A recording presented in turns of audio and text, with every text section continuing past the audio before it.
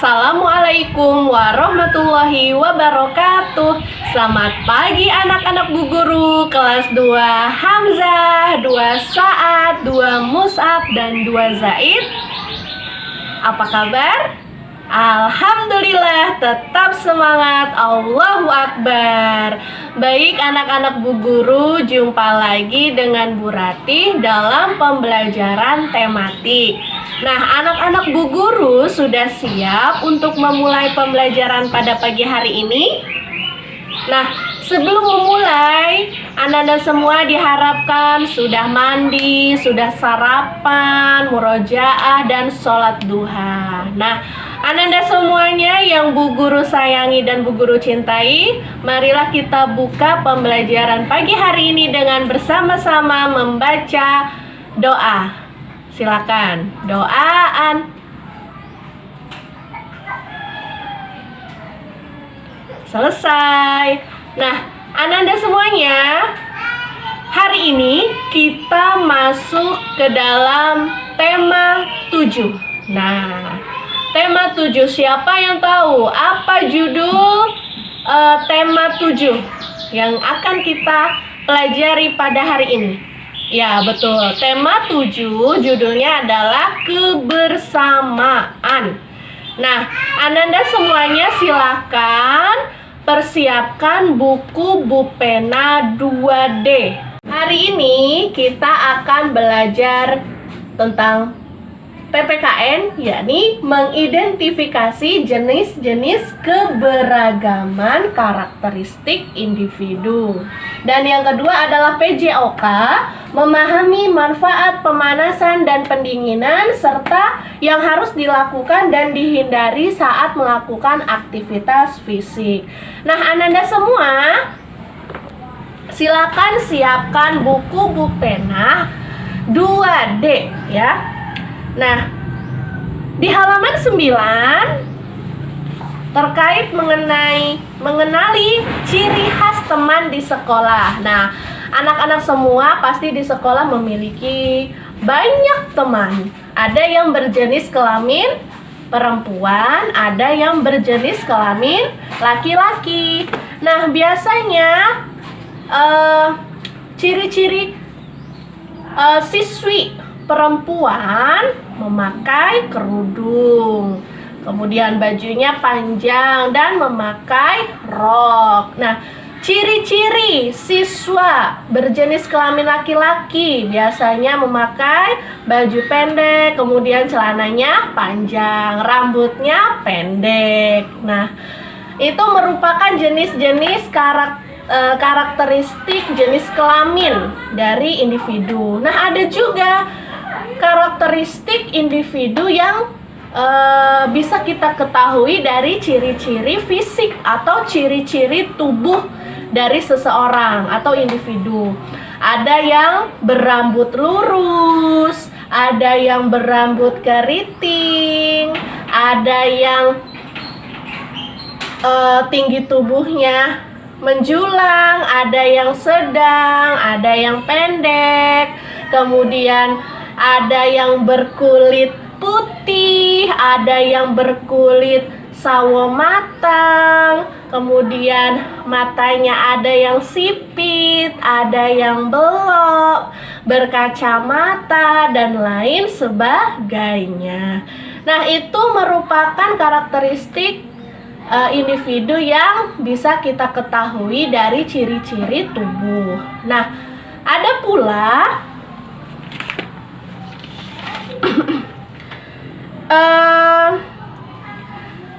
karakteristik individu atau keberagaman yang bisa kita ketahui dari hobi, ya kan? Dari hobi teman kita, kemudian dari warna kesukaannya, kemudian makanan kesukaannya, dan lain sebagainya. Nah, kemudian di dalam kelas anak-anak itu terdiri dari atau berasal dari bermacam-macam suku bangsa ya. Anda semuanya pasti di teman-temannya itu dari berbeda-beda suku, ya kan? Ada yang dari suku Jawa, ada yang dari suku Sunda, ada yang dari suku Bali, ya kan? Ada yang dari suku Minangkabau, misalnya di Padang, dan lain sebagainya. Nah, dari karakteristik atau keberagaman suku ini menunjukkan bahwa perbedaan itu sangat indah. Nah, bagaimana cara kita untuk menyikapi perbedaan yang ada di sekeliling kita? Misalnya di lingkungan sekolah, di lingkungan kelas, kemudian di lingkungan rumah. Bagaimana caranya? Nah, cara untuk menyikapi perbedaan suku bangsa, kemudian makanan kesukaan, hobi, warna kesukaan, ciri fisik, semuanya itu dengan cara menghargai, menghormati setiap perbedaan. Apabila kita bisa menghargai perbedaan itu, maka hidup kita akan menjadi damai, ya kan? Nah, Ananda semuanya, selain ciri-ciri yang tadi, dari ciri fisik, dari hobi, dari makanan, dari warna kesukaan, ada juga dari agama. Nah, karena kalau kita di SDIT berarti sekolah IT, berarti agamanya keseluruhan Muslim, Islam, agamanya Islam. Nah, untuk yang berada di sekolah negeri biasanya terdapat bermacam-macam agama. Nah, ada 6 agama yang diakui di Indonesia. Yang pertama adalah agama Islam, ya kan? Yang kedua ada agama Kristen Protestan. Kemudian yang ketiga Kristen Katolik.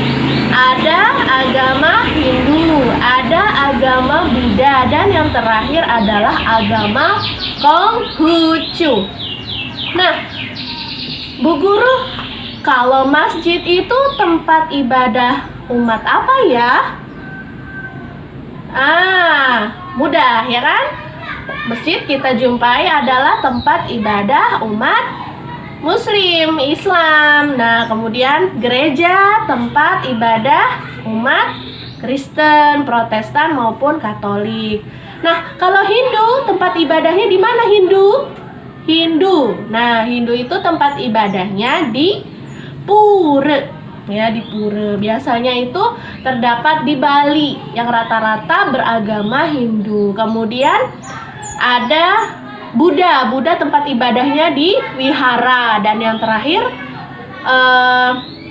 Konghucu tempat ibadahnya di kelenteng. Nah, begitu pula dengan hari rayanya, hari raya umat Muslim, umat Islam.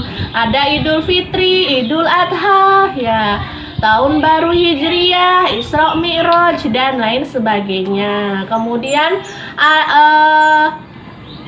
hari raya umat Kristen ada Natal, hari raya umat Hindu ada Nyepi, menyepi ya, menyepi menyendiri. Nah, kemudian ada umat Buddha, hari rayanya Waisak. Kemudian dan terakhir ada umat Konghucu.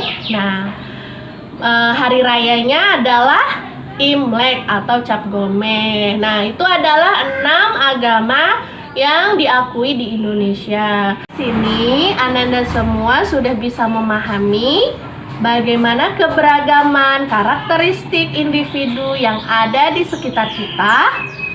Tugas di rumah adalah Bu Pena 2D halaman 15 dan 16. Ya, 15 dan 16, serta ada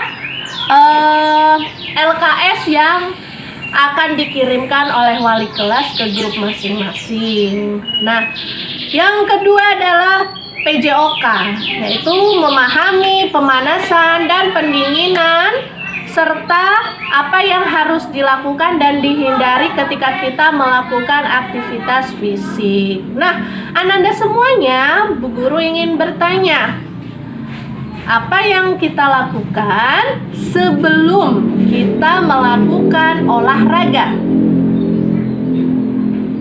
Ya, betul, 100. Sebelum kita melakukan olahraga, yang harus dilakukan adalah pemanasan. Nah, apa manfaat dari pemanasan? Ada yang tahu? Nah, pemanasan sebelum kita melakukan olahraga biasanya dilakukan supaya meningkatkan suhu tubuh kita yang tadinya dingin menjadi hangat dan panas, ya kan? Kemudian memperlancar aliran darah ke seluruh tubuh. Kemudian ada manfaatnya lagi, supaya menghindarkan diri kita dari cedera maupun kram. Nah, cedera itu biasanya kesleo atau terkilir, salah urat. Nah, kram itu biasanya kram kaki ketika anak-anak bermain sepak bola tapi tidak pemanasan dulu, biasanya akan terjadi kram di kaki. Nah, kemudian tujuan dari pemanasan adalah melemaskan otot-otot kita yang tadinya tegang, ya kan? Ketika kita berolahraga menjadi lentur, ya kan? Nah, jadi lemas otot-ototnya. Jadi bisa menyesuaikan dengan gerakan olahraga. Nah, setelah anak-anak melakukan olahraga, biasanya kita melakukan pendinginan. Nah, apa manfaat dari pendinginan? Nah, sama seperti dengan pemanasan, pendinginan itu dilakukan ketika kita setelah berolahraga supaya aliran darahnya itu bisa mengalir ke seluruh tubuh. Nah, aliran darah bisa mengalir ke seluruh tubuh, kemudian denyut jantung kita itu bisa menurun, ya, menurun dengan perlahan. Karena kalau kita tidak pendinginan, nanti lama-lama meningkat akan menyebabkan kepala kita menjadi terasa pusing. Nah, dari itu kita harus melakukan pendinginan. Nah, pemanasan gerakannya adalah gerakan-gerakan ringan, ya, atau dalam istilah ilmiahnya itu adalah stretching, ya. Pemanasan itu biasanya gerakan-gerakan ringan, biasanya gerakan kepala, kemudian gerakan tangan, ya kan, kemudian gerakan leher, gerakan punggung, gerakan kaki, lutut, dan lain sebagainya. Kemudian pendinginan itu gerakannya seperti apa, Bu Guru? Pendinginan itu biasanya gerakan duduk dengan menjulurkan kaki, ya kan, atau disebutnya selonjor. Nah, itu merupakan gerakan pendinginan supaya aliran darah bisa mengalir ke seluruh tubuh. Kemudian denyut jantung kita itu bisa menurun, ya, menurun dengan perlahan. Karena kalau kita tidak pendinginan, nanti lama-lama meningkat akan menyebabkan kepala kita menjadi terasa pusing. Nah, dari itu kita harus melakukan pendinginan. Nah, pemanasan gerakannya adalah gerakan-gerakan ringan, ya, atau dalam istilah ilmiahnya itu adalah stretching, ya. Pemanasan itu biasanya gerakan-gerakan ringan, biasanya gerakan kepala, kemudian gerakan tangan, ya kan, kemudian gerakan leher, gerakan punggung, gerakan kaki, lutut, dan lain sebagainya. Kemudian pendinginan itu gerakannya seperti apa, Bu Guru? Pendinginan itu biasanya gerakan duduk dengan menjulurkan kaki, ya kan? Atau disebutnya selonjor. Nah, itu merupakan gerakan pendinginan supaya aliran darah bisa mengalir ke seluruh tubuh. Ananda semuanya, setelah mendengarkan atau menyimak penjelasan dari Bu Ratih, Bu Guru harapkan Ananda semua bisa memahami apa itu manfaat dari pemanasan dan pendinginan serta apa yang harus dilakukan dan dihindari ketika kita melakukan aktivitas fisik. Nah, silakan Ananda semuanya setelah ini mengerjakan latihan yang sudah disediakan oleh wali kelas masing-masing. Jangan lupa dikerjakan dengan baik dan dikirimkan. Nah, sebelum Bu Guru akhiri, Bu Guru selalu mengingatkan untuk jaga kesehatan, menerapkan 3M, menggunakan masker, kemudian mencuci tangan, dan menjaga jarak.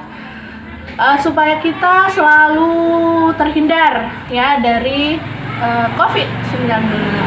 Tetap semangat ya, terus berdoa, belajar, semoga Allah memberikan kemudahan kepada Ananda semuanya. Bu Guru akhiri, wabillahi taufiq wal hidayah. Wassalamualaikum warahmatullahi wabarakatuh. Sampai jumpa.